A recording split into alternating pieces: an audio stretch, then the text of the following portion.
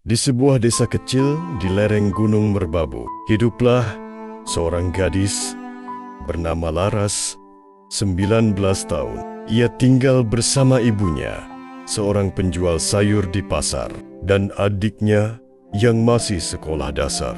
Hidup mereka sederhana, namun Laras menyimpan mimpi besar menjadi model profesional. Setiap kali melihat majalah atau iklan busana di TV, matanya berbinar. Tapi setiap kali menyampaikan mimpinya pada orang sekitar, ia sering ditertawakan.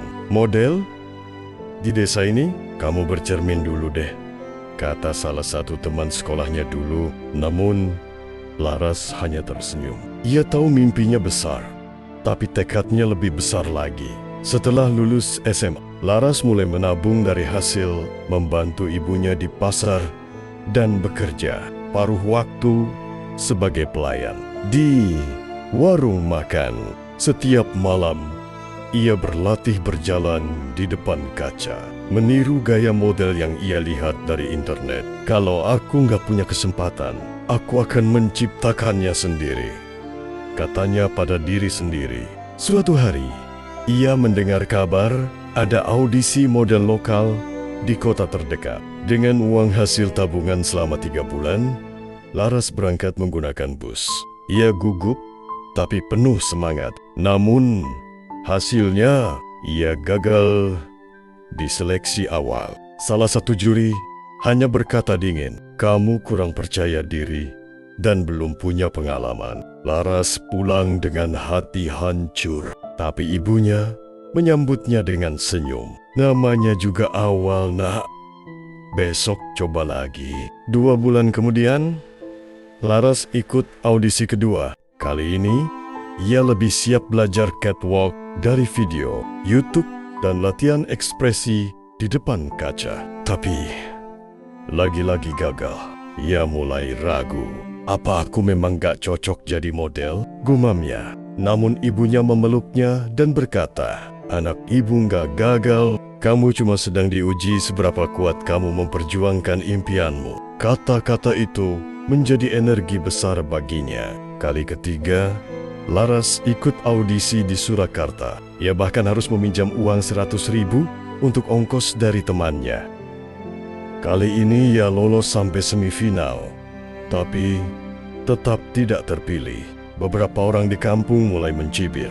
Laras itu keras kepala. Udah tahu, gak punya modal, masih aja ngejar mimpi. Namun Laras hanya diam. Ia tahu, mengejar mimpi butuh telinga yang tahan terhadap ejekan. Ia memutuskan bekerja sebagai penjahit di butik kecil milik tetangga. Dari situ, ia belajar tentang bahan, busana, dan gaya berpakaian. Jiel.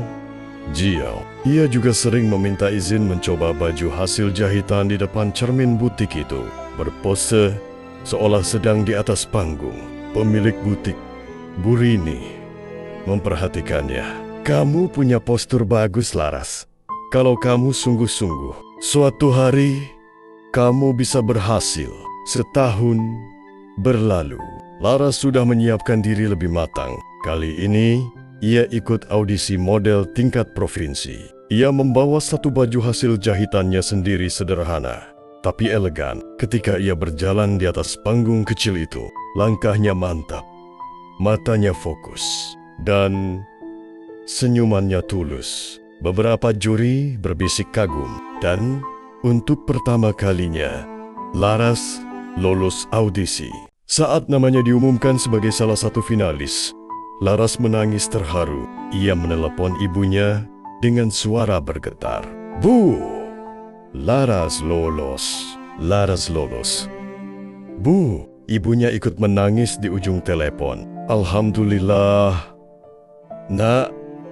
Ibu bangga. Sebagai finalis, Laras mengikuti pelatihan modeling selama sebulan di kota. Ia harus belajar disiplin waktu, menjaga postur, dan menghadapi kamera profesional. Di antara peserta lain, hanya Laras yang berasal dari desa. Banyak yang memandangnya sebelah mata. Namun, ia tak gentar. Ia tahu, bakat tanpa kerja keras hanyalah mimpi kosong. Hari final tiba. Laras tampil dengan gaun buatan tangannya sendiri. Ketika ia berjalan di panggung, sorotan lampu menyorot wajah tenangnya. Ia tidak berusaha meniru siapapun, ia hanya menjadi dirinya sendiri. Dan di akhir acara, Laras berhasil masuk 3 besar. Bagi gadis desa sepertinya, itu sudah kemenangan luar biasa. Setelah acara itu, seorang fotografer profesional mendekatinya. Kamu punya karakter wajah yang kuat dan natural. Mau ikut proyek pemotretan brand lokal? Laras menerima tawaran itu dengan penuh rasa syukur. Itu adalah pintu pertamanya menuju dunia profesional. Foto-fotonya mulai muncul di majalah lokal. Ia mulai dikenal sebagai model pendatang baru berbakat. Ia mengelola uang hasil kerjanya dengan bijak. Sebagian dikirim ke ibunya, sebagian ditabung, sebagian lagi untuk kursus modeling resmi di Jakarta. Dengan berat hati, Laras meninggalkan desanya untuk mengejar karya. Namun sebelum pergi, ibunya berpesan, "Jangan sombong, nak. Tetap rendah hati. Dan ingat, dari mana kamu berasal." Pesan itu selalu Laras bawa di hatinya. Di Jakarta, persaingan lebih ketat. Laras sering kelelahan dan stres. Tapi, ia selalu mengingat perjuangannya dulu. Ia tidak mau menyerah.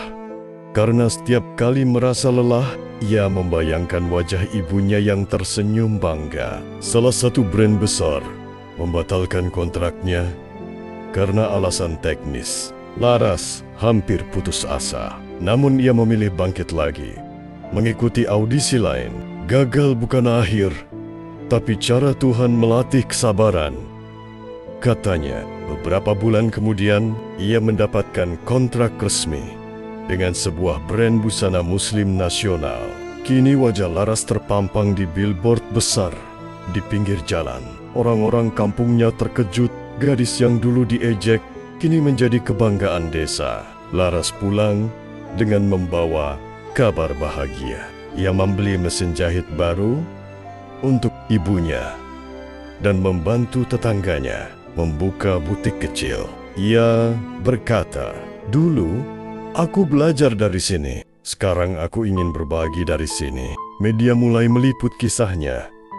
Dari desa ke catwalk nasional, Laras tidak lupa menyebut nama ibunya, teman-temannya, dan Bu Rini, orang-orang yang percaya padanya ketika yang lain meremehkan. Beberapa tahun kemudian, Laras mendirikan komunitas untuk remaja desa yang bermimpi menjadi model, fotografer, dan desainer. Ia ingin membuka jalan bagi mereka yang punya semangat seperti dirinya dulu. Kini Laras hidup mapan, namun tetap sederhana. Ia masih sering berkunjung ke pasar tempat ibunya dulu berjualan. Baginya, kesuksesan bukan tentang sorotan lampu, tapi tentang bisa membuat orang lain ikut melangkah.